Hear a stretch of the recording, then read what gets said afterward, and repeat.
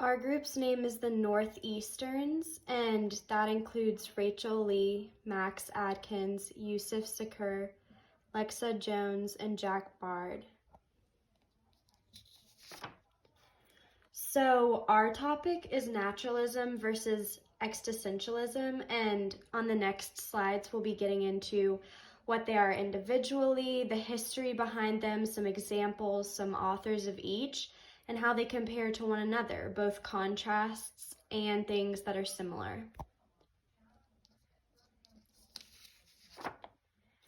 So our first question is going to be, what is naturalism? That's a great question. So the definition of naturalism is only natural laws and forces operate in the universe, and the changing universe is at every stage a product of these laws. This is basically saying that nature and the world around us, those natural laws that come from nature, so to speak, are what determines how things go. Like, some people are born into naturalistic ideals and things going forward. Like, for example, some people believe that they were born to fight, or they'll say examples of things like that. And that's saying that the natural laws, or the nature of the universe, is what predetermines who they are and who they're going to be. So, what is naturalism part 2? So, naturalism is a part of many different types of literature. We have poetry, of course, which we'll be talking about, novels, philosophical texts, because naturalism is a philosophical movement. Naturalism is not only in literature, it's also portrayed in theater, art, religion, and again, philosophy, because a lot of these authors of poetry were mainly philosophers who wrote books based on those philosophical ideals. It was very popular from 1865 to 1900s, and essentially it's a detailed version of realism. It's just suggesting that the conditions of the environment are what shape humans and shape everything else. So I have an example of naturalism is A Rose for Emily by William Faulkner. And in this, Society and Heredity casts Emily out and puts her into isolation, where her mental illness leads to her killing her lover. And mental illness is considered a natural force, something predetermined by nature in the sense of naturalism. So William Faulkner is saying that her mental illness led her to killing her lover because she was put into isolation based on the harsh environment. My name is Yusif, and I'll be talking about the history of naturalism. Naturalism was a literary movement that was started in 1865 to 1900, and it used detailed realism to suggest that the social conditions, heredity, and their environment had inescapable force in shaping human form. Naturalistic writers were influenced by the evolutionary theory of Charles Darwin.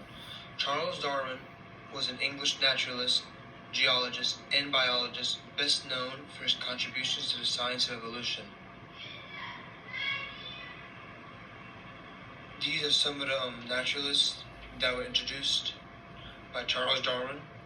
They were John Dewey, Ernest Nigel, Sidney Hook, and Roy Wood Sellers. Here's my second slide of history of naturalism.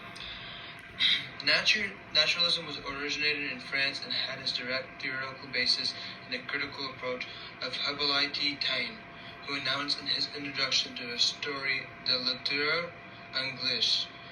It was from 1863 to 64, and it is a history of English literature. John Jacques Rousseau was the father of naturalism and education. He was a Genevan philosopher, writer, composer, and his political philosophy influenced the progress of the Enlightenment throughout Europe, as well as the aspects of the French Revolution, development of modern political, economic, and educational thought. Art of Naturalism authors. We have Stephen Crane. He was an American poet, novelist, and short story writer. He lived from 1871 to 1900. We have Emile Zola. He was a French novelist, journalist, and playwright. He was best known for the practitioner of the literary school of Naturalism. He lived from 1840 to 1902. Then we have Frank Norris. He lived from 1870 to 1902. He was an American journalist, novelist during the Progressive era, whose fiction was predominantly in the naturalist genre. Then we have Theodore Dreiser. He was an American novelist, journalist of the naturalist school. His novels often featured main characters who succeeded at their objectives. We're going to be talking about some famous books and poems that were famous for naturalism. A Rose for Emily by William Faulkner, and it was published in 1930. The Red Badge of Courage by Stephen Crane, and it was originally published in 1895. To Build a Fire by Jack London, it was originally published in 1902. Then we have Death of a Naturalist by Seamus Heaney, and it was published in 1966. So for naturalism, famous books and poets, we put Silent Spring by Rachel Carson, and it's a true story of Carson's experience with the destructive nature of DDT, which is a chemical they use in like plants, and it's like just really bad for wildlife and like plants and birds too. And then we also have a naturalist, a graphic adaptation by E.O. Wilson and Jim Ottavania. I think that's what his last name is. And it's a picture book actually, and it's just meant to captivate readers to agree with Wilson's goal to explore and protect the natural world. So it just has like pictures of like nice art of just nature and stuff, meant to get people to just agree with his viewpoint. So next we have what is Existentialism, and Existentialism is a movement, philosophy, and literature that emphasizes individual existence, freedom, and choice.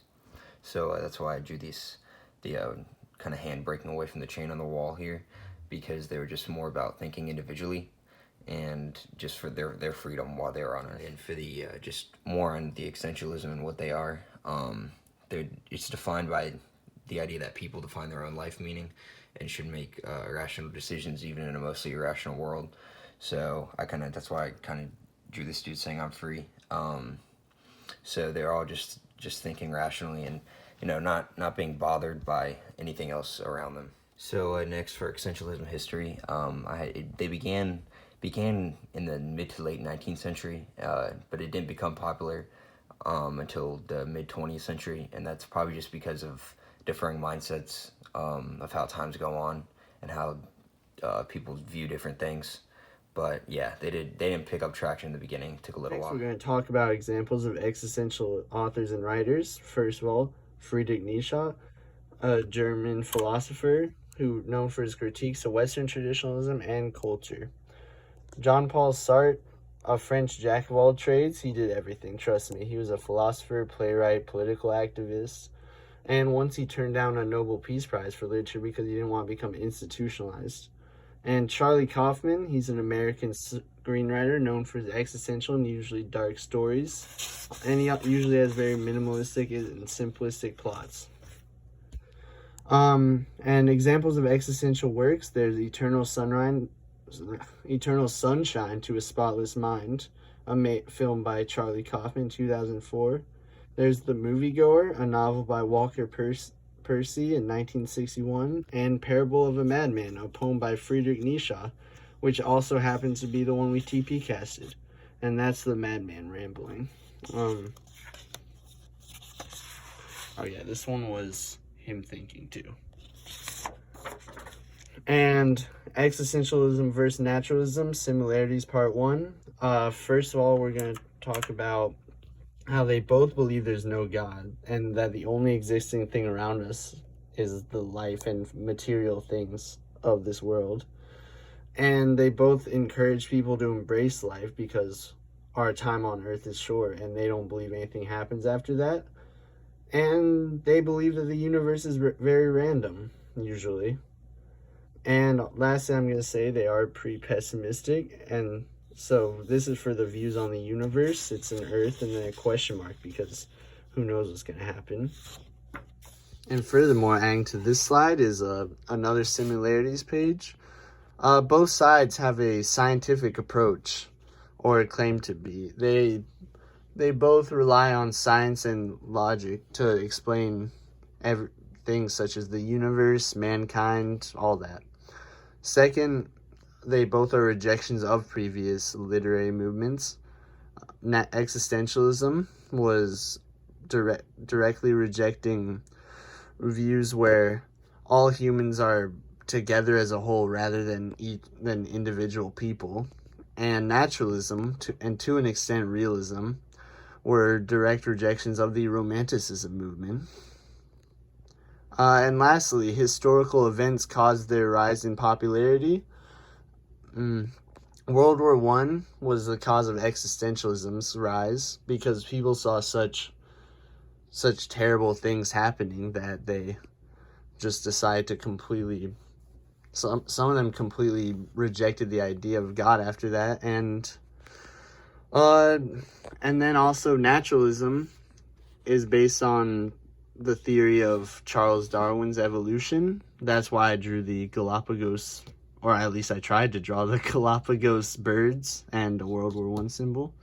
And now we're going to move on to differences. So now that we've talked about the similarities between naturalism and existentialism, let's go ahead and talk about the differences between the two. So naturalism is different from existentialism because the basic belief is that the universe is governed by natural principles of science, whereas existentialism believes more that mankind has our own choice and we're not governed by any higher power or nature and science. Naturalism also doesn't talk about the existence of any higher powers, and they don't say that there's anything beyond the material reality, whereas existentialism, though they don't necessarily support it, or they don't refute or support it, they talk about how even if there is a higher power, they might be indifferent towards humanity, and we still have our own choice to find our own purposes. Naturalism also kind of shows nature as the most the highest force on Earth, whereas existentialism views mankind as the creators of the world around us. So even though they both have a lot of commonalities, such as their negative outlook and tone towards humanity and humanity's purpose in life, they still also have really different beliefs about the basic reality of the world.